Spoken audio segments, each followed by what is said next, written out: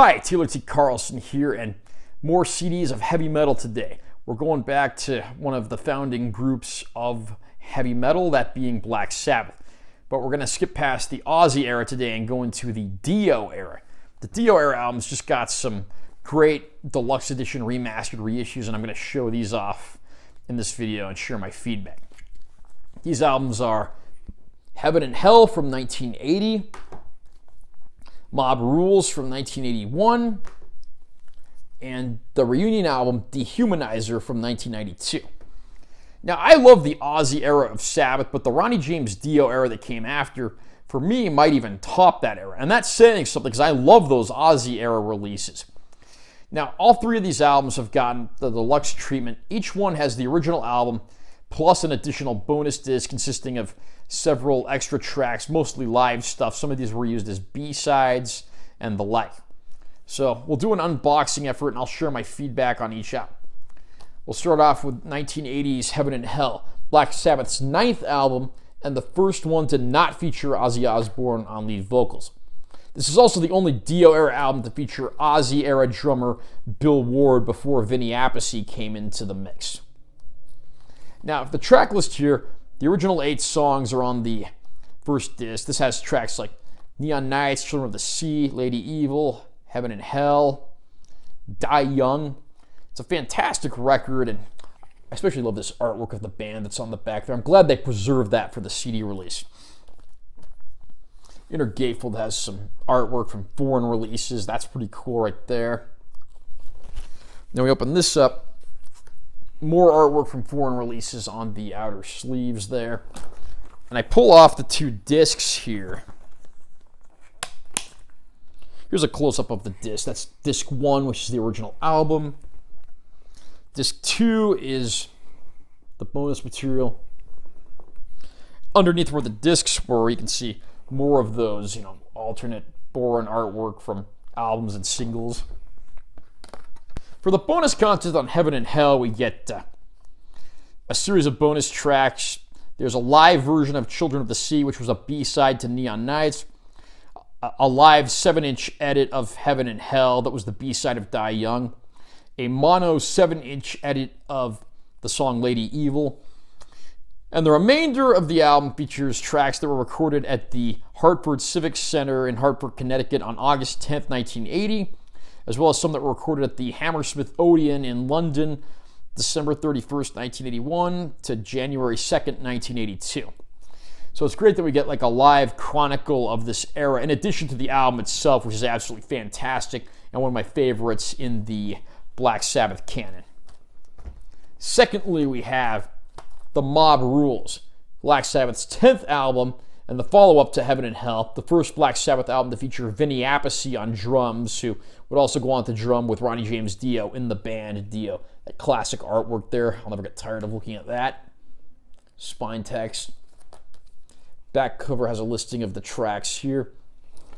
Songs on the Mob Rules, of course, include the title track, Turn Up the Night, Voodoo, Sign of the Southern Cross, Country Girl, Falling Off the Edge of the World. The bonus tracks include the song The Mob Rules, the version that was done for the soundtrack to the film Heavy Metal, a live version of Die Young that was the B-side of the song The Mob Rules, and then a new 2021 mix of the song The Mob Rules. Then there are tracks here from the Hammersmith Odeon in London, again, the same time frame as the previous release, December 31st, 1981 to January 2nd, 1982. The last 2 tracks on disc 1 are from the Portland Memorial Coliseum, April 22nd, 1982. And then disc 2 continues that Portland concert. We open up the gatefold in here, some great artwork right there. And then, same deal, we open this up, we've got more material here. There's also a booklet for each of these releases as well. And the back of this is identical to the original release. We open this up, there's some more cool like vintage ads and artwork, as well as an essay.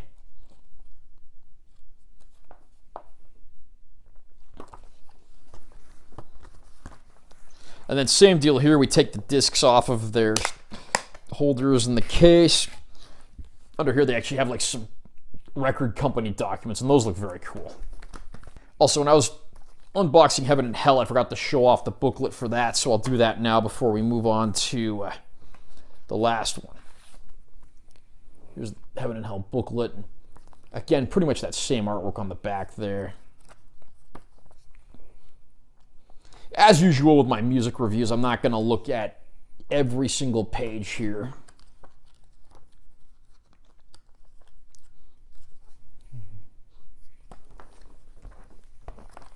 So yeah, more good stuff there. And now we move on to the Dio-era reunion album, Dehumanizer, which came out in 1992. Classic artwork right there. You got the Grim Reaper looking an awful lot like a Terminator skeleton. Spine text. Back cover here. Tracks on here include the likes of Computer God, TV Crimes, Master of Insanity, Time Machine, I. These are some of the heaviest tracks in the Black Sabbath canon, and I absolutely love them. This is a fantastic album that I don't think gets talked about enough. The bonus tracks are on disc 2. The first few are a single edit of Master of Insanity, a B-side version of the song Letters from Earth, and the version of the song Time Machine that appeared in the film Wayne's World. The remainder of the tracks here are done at the Sun Dome in Tampa, Florida, July 25th, 1992. And there's 6 live tracks there. Disappointingly, I think this was edited and they didn't record every single thing, because at one point, Vinny Appice is introduced and goes into a drum solo, but then it fades out, so we don't get that. So I wonder if they didn't record the entire show. Great gatefold here. Got photos from this era of the band. There's a nice close-up. And then you fold these out, more photos on either side here. And here's a look at the discs themselves. They actually have the same logo as the cover, and those look very cool. But we take the discs off, and again, those photos from the sides are continued under there. Another booklet here.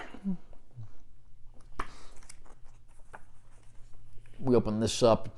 Again, plenty of cool essays and great visuals from that era of the band. Apparently they went on tour and had Testament play with them. That's pretty cool. Got all your credits in the back here. This essay was by Dom Lawson from Metal Hammer.